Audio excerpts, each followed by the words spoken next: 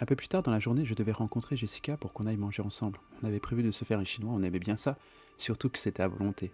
Mais à 10h00 et 1 seconde, une chose incroyable s'est produite. Alors que je pédalais à vive allure sur la rue Paradis pour une livraison express d'un document, je reconnus sur le trottoir opposé, en une fraction de seconde, l'homme qui m'avait donné la sacoche.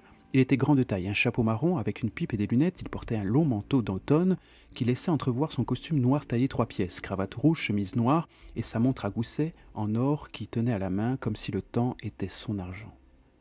Il me sourit, mais c'était trop tard. Je ne pus éviter l'accident, c'était maintenant, c'était mon heure. J'étais allongé sur le sol, j'entendais des cris et des voix tout autour de moi. Apparemment, l'accident que j'avais provoqué impliquait d'autres personnes gravement blessées. Et peu à peu, je perdais connaissance, et c'était le trou noir.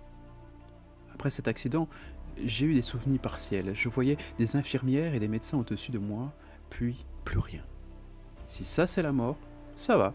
C'est comme si j'étais vivant, mais sans corps, dans un endroit sans limite, mais vide. Je ne ressentais rien, pas la faim ni la soif. Il ne faisait ni chaud ni froid, le temps n'existait pas, donc on ne s'ennuyait jamais, et il n'y avait que le temps de maintenant. Soudain, je vis une autre personne au loin qui posa sa main sur moi au même moment, instantanément. Rien n'est vraiment loin quand on peut se déplacer à la vitesse de la lumière. Enfin bref, je n'ai pas vraiment eu le temps de faire des expériences non plus. J'ai été conduit devant un homme qu'on appelait... son nom était imprononçable. Il ouvrit une sorte de registre et m'appela par mon nom, Jean. Il me raconta tout ce que j'ai fait dans ma vie, ce qui était bien, mal, ce qui est caché, et même ce que j'ai pu penser. Ma vie n'avait pas de secret pour lui. Il connaissait tout de moi, même des choses que je n'ai jamais eu le temps de faire, puis il m'interpella. Jean ? Oui, c'est bien moi, monsieur. J'ai un problème avec toi.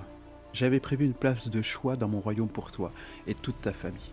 Tu sais, dans cet univers, je suis... Jean, comme on se retrouve ? C'était l'homme qui m'avait donné l'argent. Ça fait un bail, dis donc. Tu as bien profité de l'argent, j'espère. Allons, voyons voir ce que tu as fait avec. Tu as... Quoi ? Tu as juste payé ton bus avec ? Ouah, Jean, tu m'impressionnes vraiment. Mais pour toi, ça ne change rien. Un contrat, c'est un contrat, n'est-ce pas ? Allez, viens avec moi. Je vais te montrer où tu passeras ton éternité. Au fur et à mesure qu'on avançait, les ténèbres s'épaississaient, comme si je me déplaçais dans un brouillard de draps de velours, mais invisible. J'avais la sensation d'étouffer. Je sentais comme une odeur de soufre. Puis je vis de la lumière au loin. C'était beau, toutes ces couleurs rougeâtres. Et je lui demandais ce que c'était. La lumière au fond, qu'est-ce que c'est ? C'est mon business. Et tu vas travailler pour moi. Ah oui ? En quelques instants, nous étions arrivés devant un grand lac de lave en fusion. La lumière que je voyais au loin était le brasier de cette vision apocalyptique. Des grincements, des hurlements stridents, des bruits effrayants que je n'avais jamais entendus de toute ma vie sortaient de ce lac en fusion. Il venait des gens qui souffraient et se torturaient de douleur dans ce feu qui n'avait pas de fin. Tous les gens que tu vois ici sont mes employés. Ils travaillent à souffrir. Et c'est comme ça que j'alimente mon pouvoir qui me permet de passer d'un monde à l'autre. Je les ai tous achetés dans le monde des vivants comme toi, soit par l'argent, ou la drogue, la luxure, ou le pouvoir, mais ma plus grande réussite, c'est de vous faire croire que je n'existe pas. Je n'ai pas compris ce qui s'est passé. Juste après qu'il ait terminé cette phrase, je me suis retrouvé dans ce lac. La souffrance était horrible. Nous étions des millions et des milliards d'âmes de personnes de tout âge, de toute race et de toute génération. Impossible de se défaire de ce châtiment ni de m'enfuir. Et si seulement, c'étaient les mots qui se répétaient sans cesse dans ma tête. La plus grande souffrance dont je me souviens encore, c'est le regret de n'avoir pas fait le bon choix. Jean, réveille-toi, on est mercredi, il est 9h30, tu vas être en retard. En 10 minutes, j'étais dehors, le casque sur la tête, j'enfourche mon vélo direction l'avenue d'Enfer. Il est 9h40, lorsque je me rends compte que mon pneu est crevé.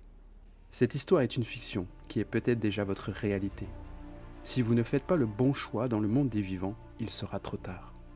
Dieu vous attend dans son royaume de lumière, où la joie, la paix et l'amour règnent en abondance.